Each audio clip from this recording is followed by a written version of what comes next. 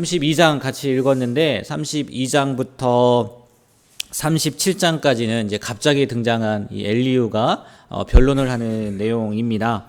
그런데 그렇게 기록을 해놨더라고요. 이 엘리후랑 다른 새 친구들이 다른 점이 뭐냐면, 다른 새 친구들은 욥을 그냥 근본적인 악인, 무조건 그냥 너는 죄를 지었으니까 그런 거야, 너한테 이런 죄가 있으니까, 이런 죄를 졌으니까 하나님께서 이렇게 심판을 하신 거야 라고 이야기를 했다면, 엘리후는 조금 유하게 분명히 지금 알지 못하지만 네가 알지 못하는 가운데, 알려지지 않은 가운데 네가 지은 죄가 있기 때문에 아마 하나님께서 이런 일을 행하시는 걸 거야.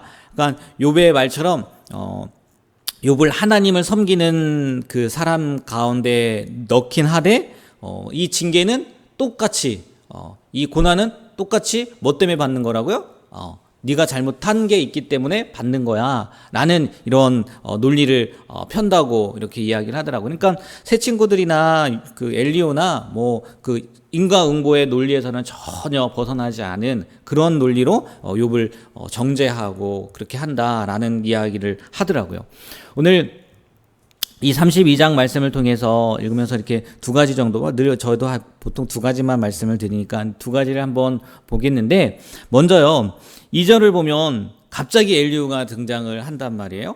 새 친구들 간의 논쟁에서 전혀 한마디도 있지 않았잖아요. 엘리바스, 빌다, 소발 이렇게 다 나올 때 이 엘리후는 나오지 않았어요. 그래서 이 엘리후가 누군지, 또 어떻게 그 자리에 있었는지 확인할 수는 없는데, 이렇게 성경을 통해서 이제 유추컨대 이 엘리후도요, 욥과 새 친구들이 처음 논쟁을 시작했을 때부터 있었다라고 이야기를 하더라고요. 그러니까 오늘 말씀에도 나와 있는데, 엘리후가 그 새 친구들이 이야기를 할 때 엘리후는 그냥 뭐만 한 거예요? 듣고만 있었던 거죠. 그냥 지켜만 보았던 거예요. 그런데 그 새 친구들이 이제 더 이상 변론을 하지 못하고 중단을 하니까, 그래서야 나서기 시작했다는 거죠.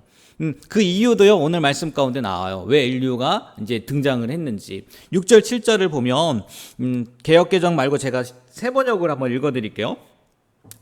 부스 사람 바라겔의 아들 엘리후가 말하였다. 나는 어리고 세 분께서는 이미 연로하십니다. 그래서 나는 어른들께 선뜻 나서서 내 견해를 밝히기를 망설였습니다. 나는 듣기만 하겠다고 생각하였습니다. 오래 사신 분들은 살아오신 것만큼 지혜도 쌓으셨으니까 세 분들께서만 말씀하시도록 하려고 생각하였습니다 라고 이렇게 기록이 되어 있어요. 번역이 되어 있어요.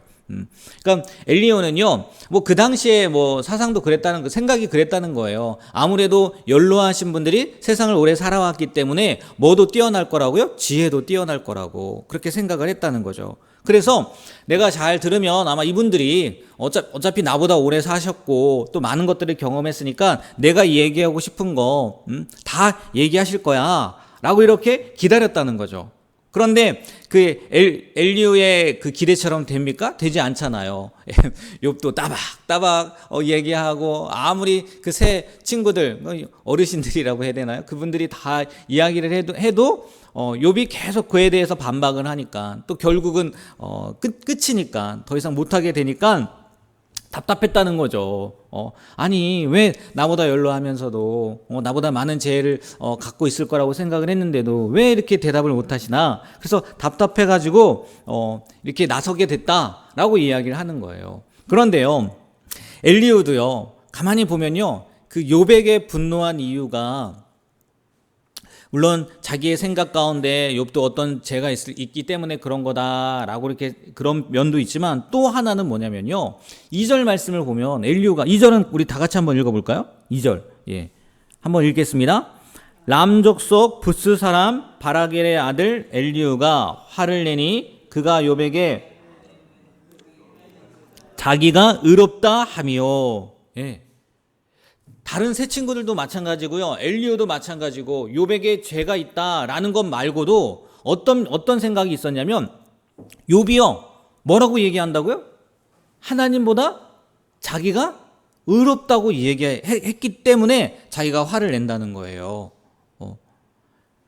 엘리후도 그렇고요, 새 친구들도 그렇고요, 욥의 말을 지금 진짜 하나같이 똑같이 오해하고 있어요.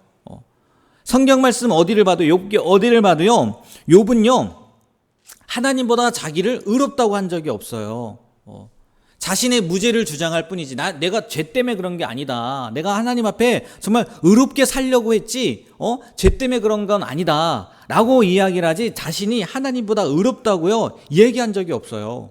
오히려 이 욥기 9장을 보면 9장 2절을 보면요 하나님 앞에서는 아무도 의로울 수 없다라고 욥이 스스로 고백을 하거든요.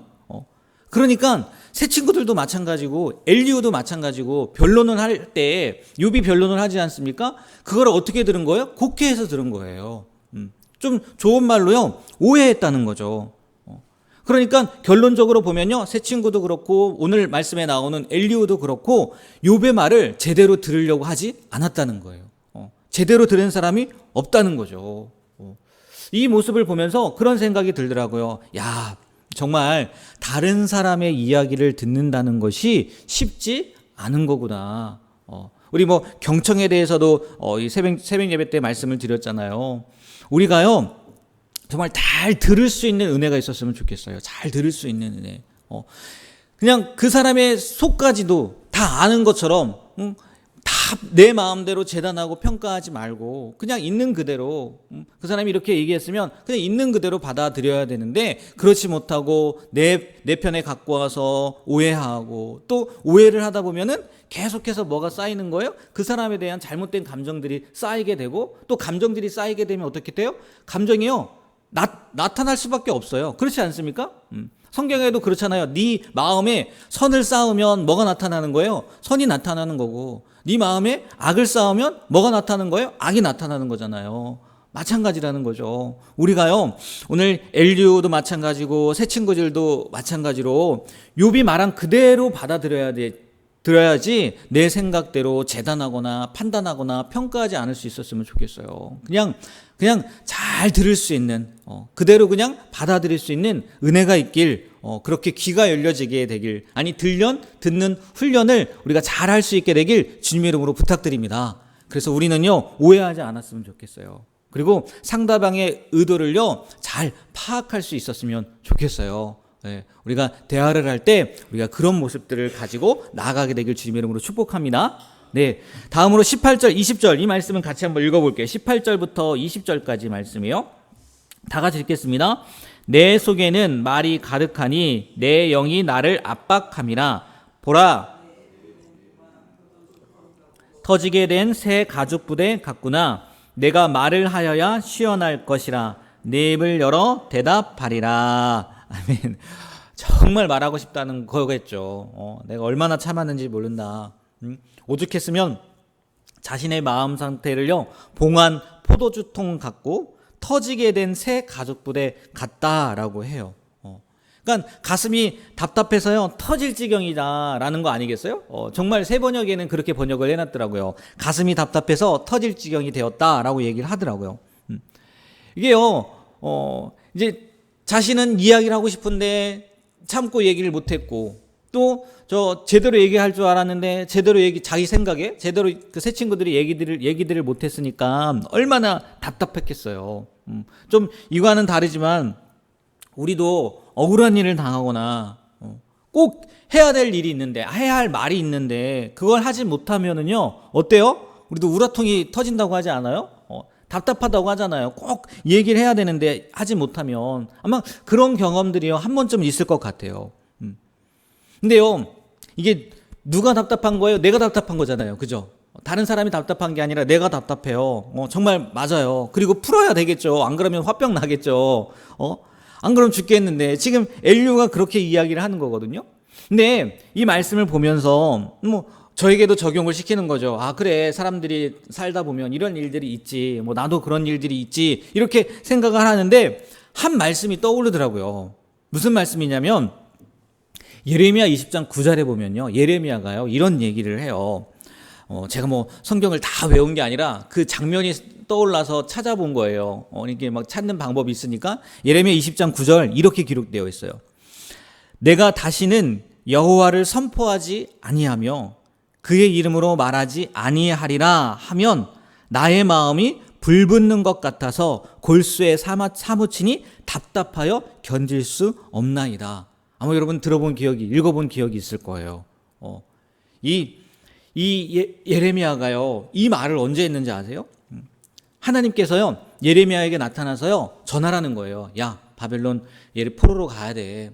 이게 내 뜻이야. 그냥 버티지 말고 바벨론이라는 나라에 잡혀가.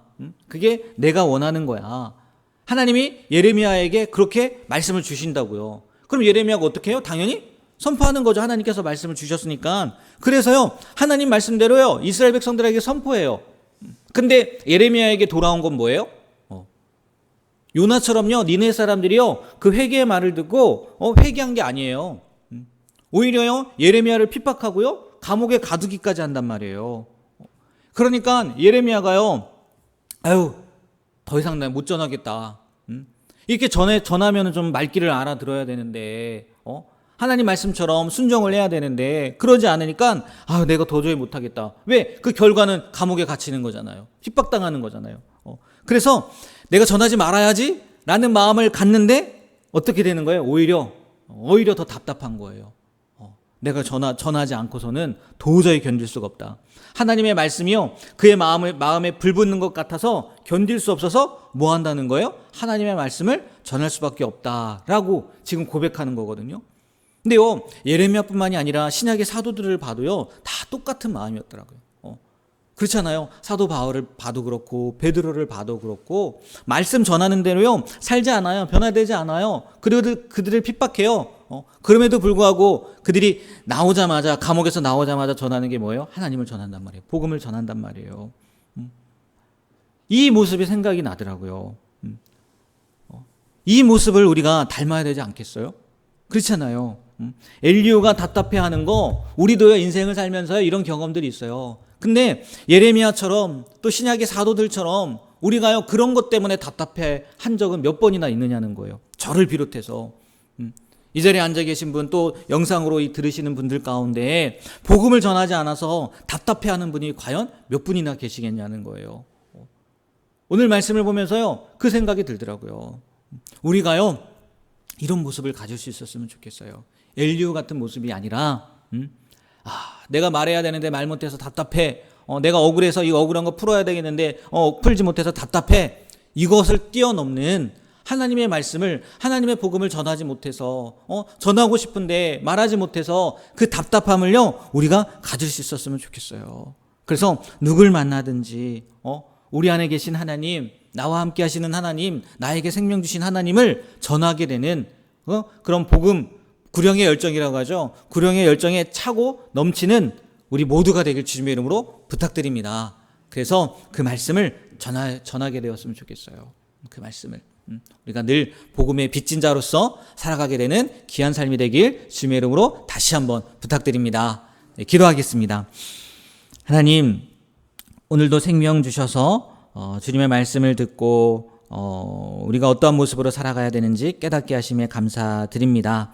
잘 듣는 지혜를 허락해 주시옵소서. 오해하지 않고 있는 그대로 들을 수 있도록 도와주시고, 또 상대방이 어떤 마음으로 이런 이야기들을 했는지 그것을 깨달을 수 있는 지혜, 은혜를 허락해 주시옵소서. 또 무엇보다 하나님, 엘리야의 그 답답함을 보고 예레미야 선지자, 또 신약의 사도들을 바라봅니다. 하나님, 그들이 답답했던 것은 하나님의 말씀을 전하지 못함에, 복음을 전하지 못함에 답답해 했음을 보게 됩니다. 또 알게 됩니다. 우리도 이 세상을 살면서 내 억울함 때문에 답답하기보다 하나님의 말씀을 전하지 못해서, 정말 이 복음이 너무나 귀한 것인데 이것을 알리지 못해서 답답해할 수 있는 복음의 빚진 자로서의 사명을, 또 주님께서 우리에게 복음의 사명을 주신, 또 그 사명을 받은 자로서의 삶을 살아갈 수 있는 우리가 되게 하여 주시옵소서. 예수님의 이름으로 기도합니다. 아멘.